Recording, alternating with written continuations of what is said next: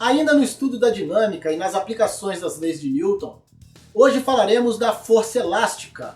Também abordaremos a lei de Hooke. Aqui na descrição do vídeo há um índice que remete o aluno diretamente aos tópicos específicos de seu interesse, inclusive a parte que trata da resolução de exercícios.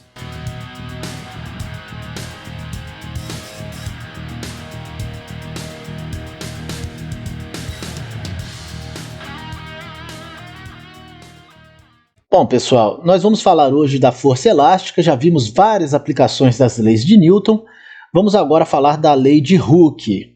Na figura abaixo, observamos que ao fixar uma das extremidades de uma mola e aplicarmos uma força F na outra extremidade, seu comprimento passa de L0 para L, provocando uma deformação X.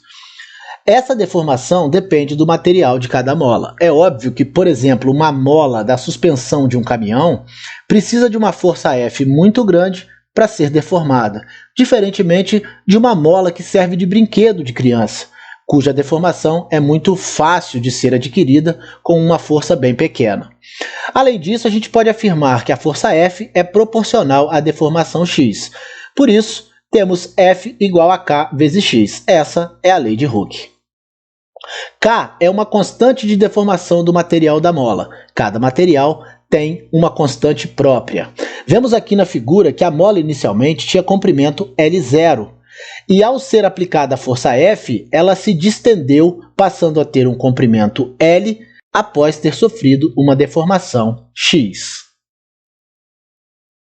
A lei de Hooke também vale para o caso da contração da mola, sendo o valor de K o mesmo, tanto na deformação quanto na contração. A unidade de medida dessa constante K é o Newton por metro e a gente representa N/m. Aqui nós temos a mola inicialmente com comprimento L0. Ao ser aplicada uma força contraindo a mola, ela adquire um novo comprimento L após ter sofrido uma contração X. Como F é igual a K vezes X, o gráfico de F em função de X é uma reta, como indica a figura. É claro, né? É uma função do primeiro grau. F de x igual a ax mais b. B igual a zero, nesse caso, K é igual a A.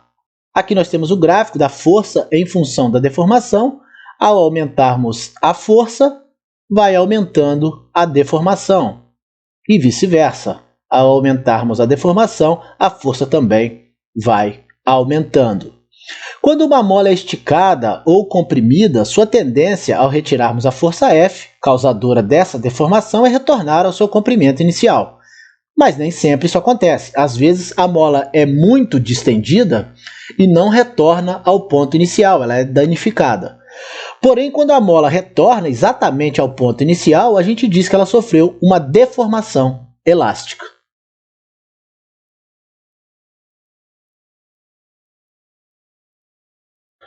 Força elástica e o princípio da ação e reação.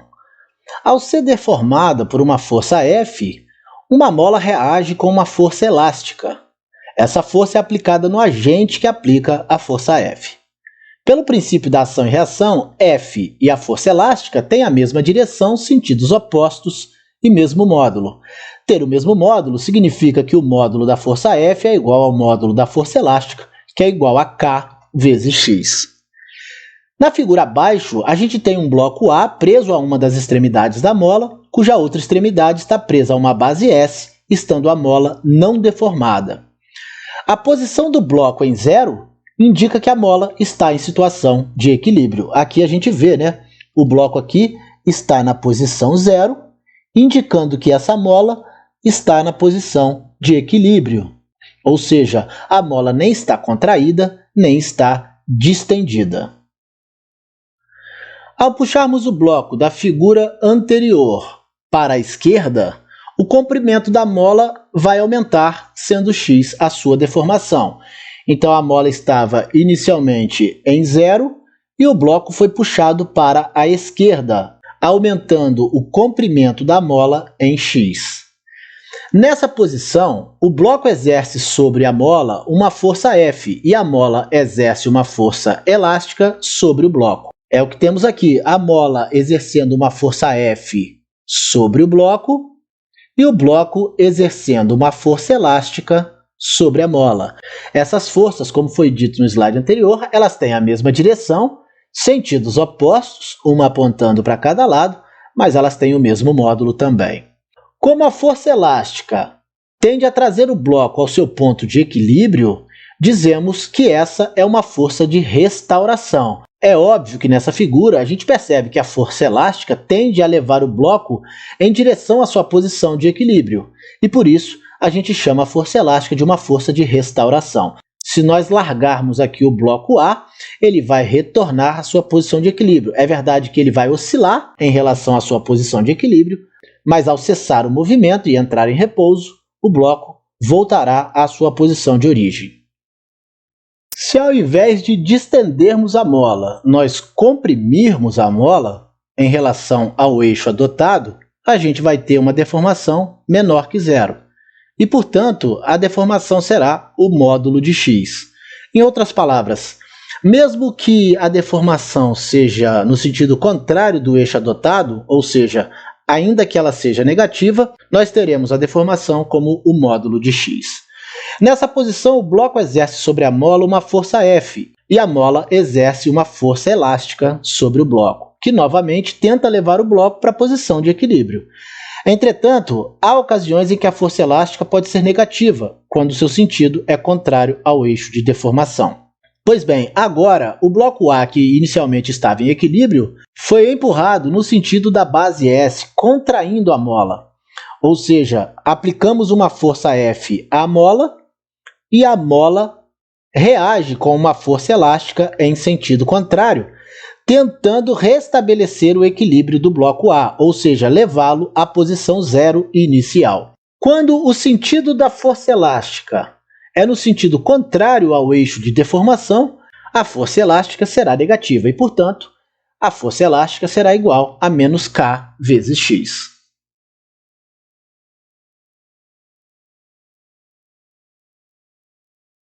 A mola ideal.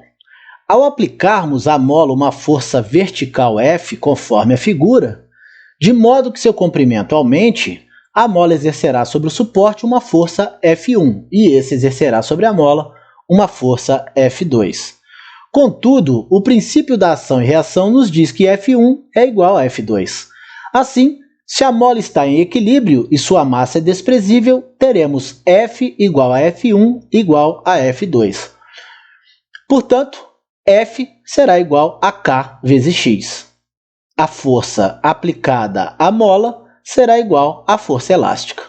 Nesse caso, a força F é a intensidade de cada uma das duas forças que atuam nas duas extremidades da mola, supondo que ela tenha massa desprezível.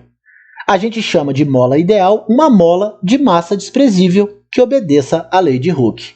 Então, quando admitimos que a mola é uma mola ideal, significa dizer que, além de ter massa desprezível, ela obedece à lei de Hooke. Então aqui a gente vê a mola em repouso, aqui uma força F sendo aplicada para baixo, na vertical.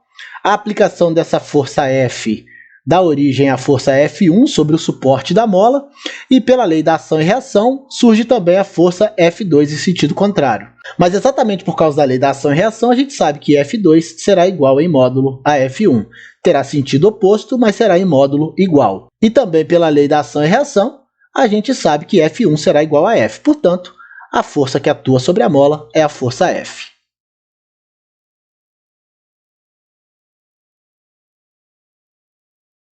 Associação de molas em série.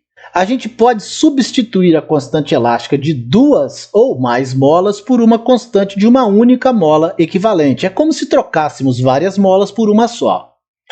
Chamamos de mola equivalente à associação uma única mola de constante elástica K, que sob a ação da mesma força F sofre a mesma deformação x. A constante elástica da mola equivalente associada em série é dada por 1 sobre K igual a 1 sobre K1, mais 1 sobre K2, mais 1 sobre K3 e assim sucessivamente, a depender de quantas molas eu tiver. Então, eu posso trocar essas duas constantes elásticas por uma única usando essa equação. Aqui eu terei 1 sobre K igual a 1 sobre K1 mais 1 sobre K2, exatamente porque eu tenho duas molas associadas.